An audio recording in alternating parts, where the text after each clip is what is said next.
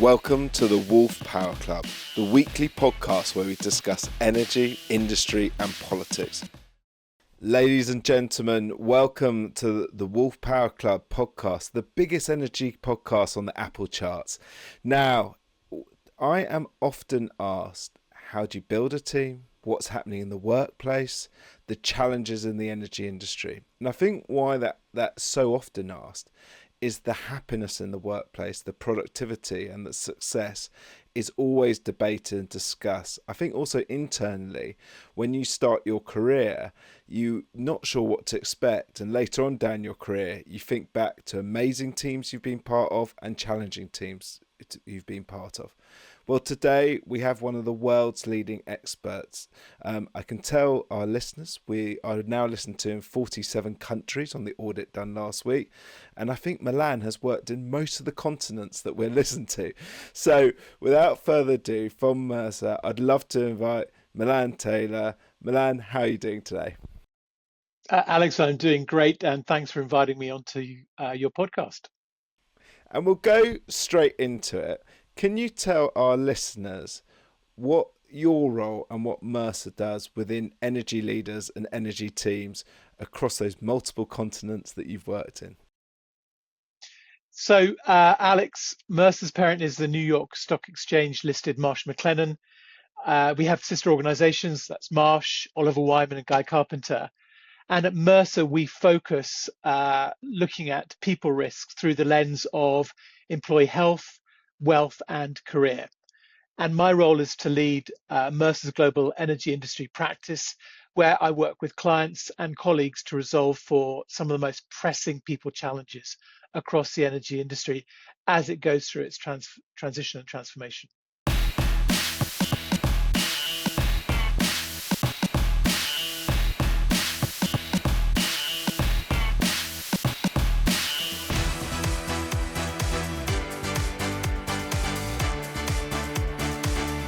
And I think this is a really great time to be talking to you because I certainly know, I'm regularly at various different industry events across the different sectors, and it's a very different feeling in 2025 to what it was in 2023. We've gone through substantial oil barrel price to suddenly quite a settled price at in the mid $70. We've suddenly had massive changes in the likes of AI, but what seems very clear, and it's interesting because actually in 2024, looking at backdated results and so on, energy was the most profitable industry in the world, even bigger than tech. But what is very clear is most management teams have sort of changed to sort of cost focus, people maybe doing multiple roles more, and essentially maybe not being able to just hire people to sort areas. I was just wondering, from what you've been experiencing, how's that culture changed when suddenly the oil industry is in a time of cost control rather than sort of big profitability, but from a people side? Yeah, we looked at this towards the tail end of 2024. We did some research, and clearly 2025 is a different year. So enterprise-wide, the key challenge is number one, cost management, which you've referenced. Two, it's about growth, so the flip side of cost management, and then simplification. So cost management is more of a systemic shift. We see this. Organizations want to insulate themselves against the volatility of oil price, and so take the good times when oil prices are higher and insulate themselves when prices are lower. So through the lens of people, we see that there's a lot of restructuring going on, a lot of thought being given to what's the right level of skill set in organizations as organizations bring in new technology, and you've also referenced AI. And then on the simplification agenda, a lot of organizations we're working with certainly are working with their employee base. So they're bringing them along that cost management, that growth, and that simplification agenda by looking at duplicative processes. Can they simplify workflows, and really getting people to understand the need for this holistic change. And very much we see this as the clarion call for 2025. And at the very heart of that is the people agenda. And as a lot of our listeners know, when I'm not hosting the podcast, my day job is I'm a director at Blend, where we look for AI solutions in the energy space. I'm interested, though, from the people side, because I've obviously experienced when we've gone into clients or delivered projects. How is it changing culture? And just for those who aren't aware, it's obviously been a very big week in AI. It's changed the whole values in the marketplace because suddenly there's been a big breakthrough on chip cost technology in terms of deep state, and essentially I would say that every office, everything is talking about it.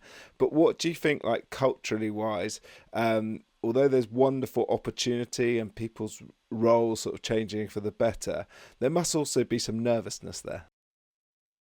Yeah, I mean, again, through the research that Mercer does, it's clear that employees are are broadly positive to the change, but also reflecting on what might this mean for me in my world of work. Will it mean I could be more productive, or does it mean, my role is changed or eliminated? And the answer to those questions are still to be determined as the technology comes in. One of the things I think is really quite interesting is we've just literally finished some research in the last couple of weeks on AI in the energy industry through the lens of people.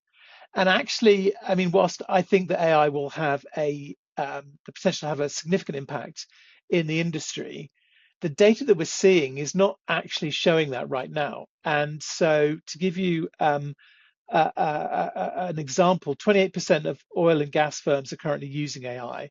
That compares with about 31% for all other industries. So broadly in that margin. But 60% of oil and gas firms that we surveyed said that over the past 2 years that AI has decreased their efficiency. That's more than twice the number for all other industries that we surveyed. And 13% of oil and gas firms said over the last 2 years, AI has led to more innovation, which is great. We'd expect to see that. But 40% told us that it had led to less innovation, again, significantly lower than all other industries. So there's something happening that we're going to do some more exploration around the use of AI in the energy industry and how you can drive that productivity. So from Mercer's flagship Global Talent Trends 2024 survey, number one thing that C-suite were looking for was increased productivity, and they saw that measure through the installation of AI and new technologies. And the level of productivity they expected over the next 3 years was significantly in excess of any levels of productivity that we've seen ourselves or through any other third-party data sources. So this sort of new set of data is suggesting that either the industry is slower to adopt, I suspect probably more slower to implement, and not getting those gains. And as I reflect on all of that, the industry is going through such rapid change in so many different areas. Has it got the bandwidth to take on AI on top of all the other things it has to do? And maybe the question is, can it afford not to actually take on AI, given all the changes and challenges it's facing? So some interesting data there for you. I think it leads nicely, which is kind of almost irrelevant to technology in a way, but it's more actually the people skills. A lot of people that listen to this podcast are maybe middle management looking to come that senior leader at some point, or maybe some senior leaders reflecting on where they are today. And I guess what I'm interested in is almost that concept of respected. Outside of other KPIs, there's some people that have led organizations that I've been at where, whether it's after their time in the board, suddenly, they are the person that's asked to be a keynote speaker around the world because of what they achieved, or they introduce things that almost everyone was like, it was an incredible period of time working under that leader, without naming any leaders. But I remember that in my time, I was at one of the big multinationals, and there was a guy that was truly inspirational to us grads. He was about 30 years older, but he just connected with people in a way that is a skill that is not vastly out there. So I was just wondering, in that concept of respected, and I don't mean like liked, but actually respected, what are kind of the skill sets that Mercer feel that are like the sort of top 3 to 5 ways that throughout your career you can gain professional respect, which might be different to a friendship? Yeah, so again, this is an area that we collect a lot of data on, right? So we like to know rather than to think, right? So we asked what differentiated good versus great leaders across the energy industry. and the top three for oil and gas were firstly promoting a culture of trust and transparency. So, that authenticity of leadership is really, really critical, being trusted, being transparent, good news and the bad news. And I think also that's really important through the lens of health and safety across the industry. That trust and transparency, I think, goes hand in hand. The second skill set, or the second characteristic that differentiated good to great leaders, was making decisions in the face of ambiguity. So again, I think that speaks to being able to be firm about decisions, communicating it well, making the tough calls. And again, I think employees respect that. And even though they may not agree with it, they would rather know what's going on and see that people are making those decisions. And then finally, it's demonstrating empathy. So the ability to connect, as to your experience earlier in your career, with those leadership. And so I think you're looking for a fully rounded great leaders going forward. Interestingly, in oil and gas, demonstrating digital savvy was only identified as a differentiator from good to great by only 11%, and significantly below the 24% of all other industries that we surveyed. So there's something there about that digital savvy and the industry that I think we've got to really scratch the surface on. And I for th- power, utilities, and renewables, it was slightly different. The top two were still the top two, but demonstrating empathy wasn't in the top three, but was replaced by tackling complex problems with cultural thinking. So I think again, there's probably some pointers there across the breadth of the energy industry. Outside of remuneration, lots of companies think about culturally how to give something to their employees that's not necessarily financially purely financial. And I know that yourself in your career, you've kind of worked across three big patches, which I listened to our listener base of US, UK, and Australia. Outside of the remuneration side, in terms of what employees want, is there much cultural difference between US, UK, and Australia, either in terms of what the employee wants or in terms of how companies go about doing stuff outside of numerical? Yeah, I mean, I think from a benefits perspective, the US is obviously different, because healthcare is such an important part of that benefits proposition. I mean, it's important, but probably less important in the UK and in Australia. Um, we did ask energy industry employees what the most important thing their organization could do to improve their compensation packages and making benefits more affordable. So getting, if you like, more bang for their benefits buck, was cited by just over a third of Australian employees, slightly higher at 36% for UK employees, and 34% of US employees. So this sense of, I want to make sure that that benefits package I get gives me as much as I can get is part of that. But the top ask by employees was for their energy firm to give them more types of rewards, so spot bonuses or gift cards, as well as giving employees the opportunity to personalize their rewards package. So that sense of, I'm an individual, I'm not just an employee number. I want to pick and choose those things that work best for me and my family in the life cycle of my life today. And so we see this personalization around rewards mostly around flexible benefits. And there's technology out there that organizations across the industry are using to allow their employees to choose what flexible benefits they want. And the Darwin platform is a prime example of that, that allows that that important level of employee personalization and choice. So there's quite a lot in that question, right? But I think ultimately employees want the ability to choose for themselves, and certainly flexible benefits are being offered by a significant percentage of organisations across the energy industry, and something that we are keen and supportive of. A huge thing I'm always fascinated in is mindset difference between the various generations.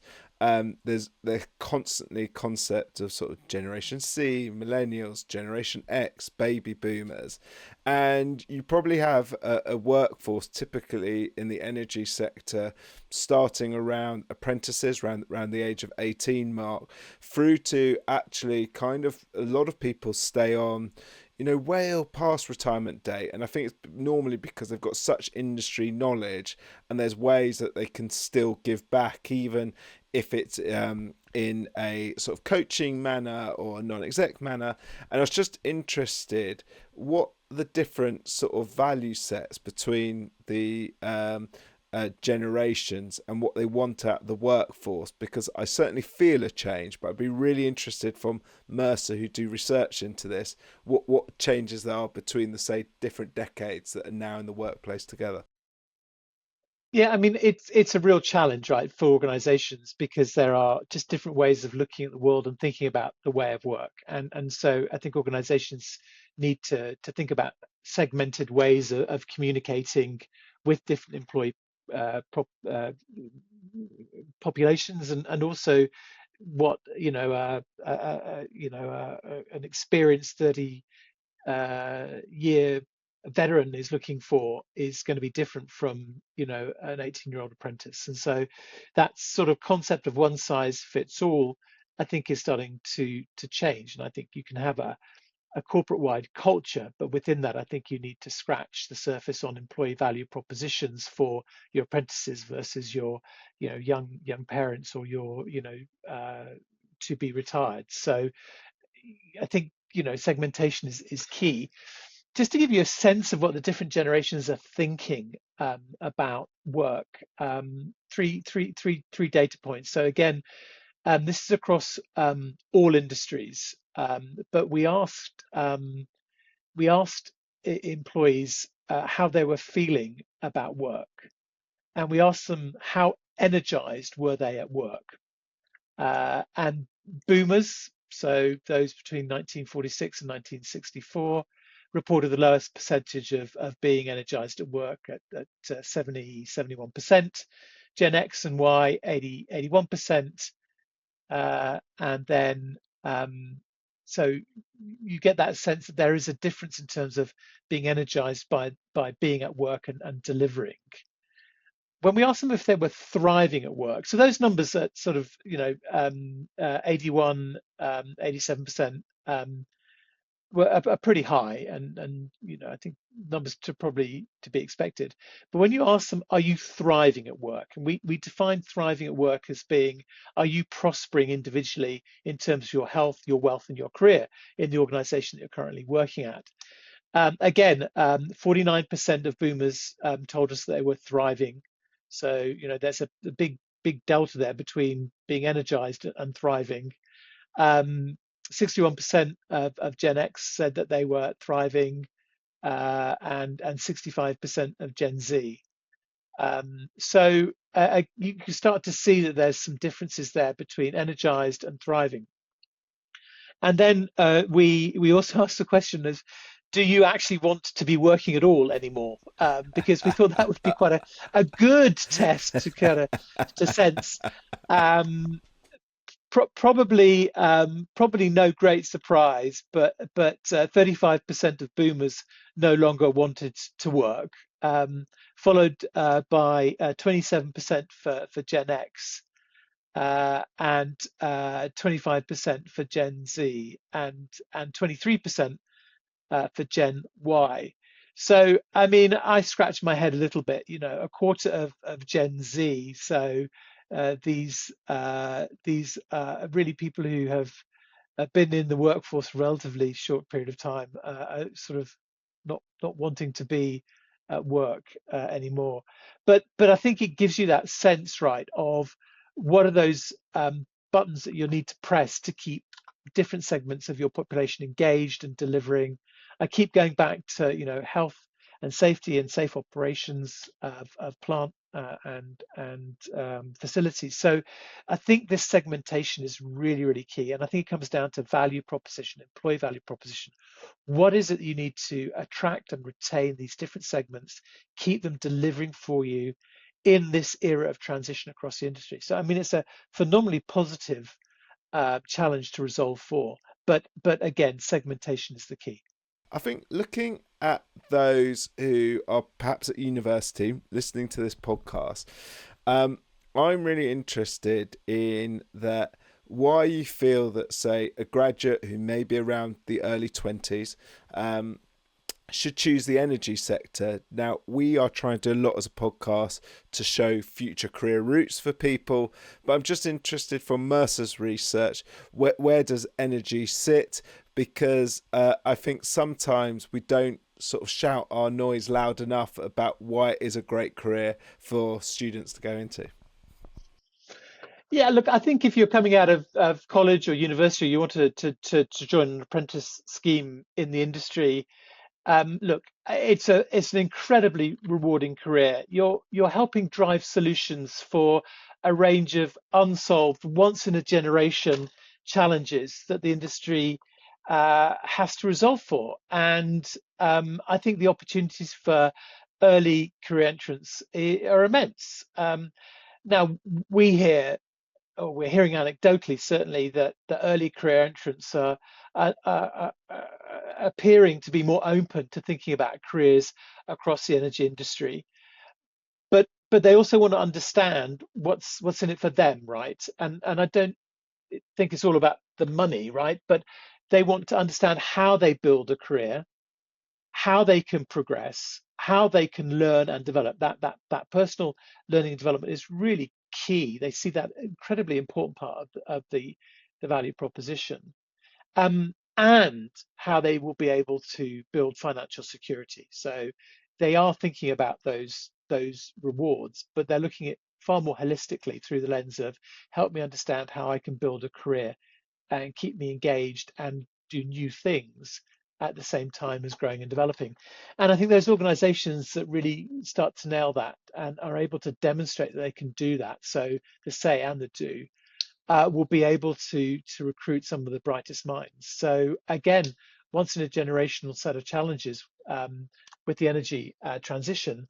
Incredibly exciting place to be if you've got technical commercial skills. I certainly agree with you, and I think what's so exciting is that now it's energy companies, whichever part of passion of energy you're in, that are finding solutions to things like 2030 targets, to things like net zero. And I got to say, for me, it's never been more exciting because essentially all of the world wants all the benefits from energy, whether it's from a hot shower in the morning to be able to fly to see friends and family around the world. But essentially, like, what I find exciting is that even if you're doing one part of the energy sector previously, there's opportunities to go into new fields, but you still need that same skill set, that critical thinking, that sort of looking at engineering, like commercially, how do you fund something that might need a 20-year investment plan? And that's why I'd say for any students, a quick plug is in May, we're going to be at UKIFTA with our recruiter, AIM Recruit, sponsor the podcast, and we're going to have an opportunity to speak to lots of people with lots of different careers, and it'd be great to go there. Just a few quick fire questions that we have for all of our guests. But just before we go into the quick fire questions, Milan, although there'll be some people nodding their heads going, actually, we've been reading, working with Mercer for years. For those who haven't, what's the best way to get in touch with yourself and your colleagues, and what's the best approach about engaging Mercer in terms of supporting them with their journey on the workforce? Yeah, just mercer.com, and you will find a wealth of papers, research documents, points of view, perspectives. You'll see industry drop-down menus. You can find all our energy-related materials there, or just come to me via my LinkedIn page, and we'd be delighted to open up conversations. Fantastic. So now a few quick fire questions that we ask all of our guests. Obviously, like Milan, you are here today because Bella, who does an excellent job on our social media, reached out to you, and we are essentially a club. That's why it's in the name of the podcast. So who in your contact list do you think would be a great next guest on the podcast? I absolutely would encourage you to reach out to Andrew George, who is Marsh's global energy leader. What he doesn't and his teams don't know about that holistic perspective of risk across the industry as it transitions, probably not worth knowing. And you'll get a phenomenal conversation with Andrew. And so, yeah, definitely Andrew George at Marsh. Like, just as a quick fire thing, how do you think we could help employment into the industry? I mean, I'm a big fan of apprenticeship programs, so doing even more there. I think as you think about that move in the UK to even more renewables, you look at the government numbers, at the forecast for the number of technicians and engineers needed in the low carbon space. I think the only way that you can square that circle for just sheer numbers is through apprenticeships. I think something like 2.6% of the UK renewables industry is apprentices. I think there's more that can be done there, and I know certainly it's an important part. So yeah, that's where I would suggest they spend even more time and attention. I know it's a pretty important agenda item today, but more please. Definitely, and I'd say to anyone that's listening that's thinking about apprenticeship, and it's not age-based anymore in the UK, it's definitely if you want to enter a new career. The very positive thing, actually, that's a bit of a legacy thing from the previous government but still there, is the apprenticeship levy means that actually energy companies normally have quite a big requirement to fund apprenticeships. So essentially what it means is that they have to pay the cost anyway, but they do lots of great schemes, whether it's from driver apprenticeships through to drilling apprenticeships. And I'd say if people are interested in that side of things, contact the various trade bodies, like the Society of Petroleum Engineers have got a great scheme, OEUK for the North Sea have, and UKIFTA for downstream are just a few of the ones that I know about, but there's many more out there, so I'd hugely encourage that. Now, just before I let you go, man, I know you jet around quite a bit in this job to talk to teams, work with teams. I'm just interested, where is the Q1 and the start of the year looking to take you next?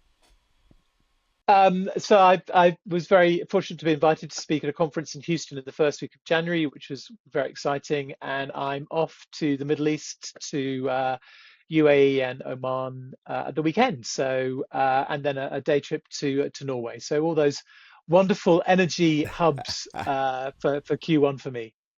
Excellent. Well, you never know. We might cross paths at Aberdeen Terminal at some point. Highly likely. I've met quite a few people there. Guys, I really like to say the Wolf Club was delighted that Mercer and especially Milan have given us time today to sort of say some of the trends that are happening now. It's clear what we've learned today is that essentially the value proposition to your employee workforce shouldn't be an afterthought or flashy website, but should be a core in terms of what you're delivering. I've always been passionate about this industry. Hopefully we always come across as the happiest, most energetic people in the industry, but I really think that you can have a great career in multiple different things. Thank you very much for your time today, Milan. Thank you, Alex.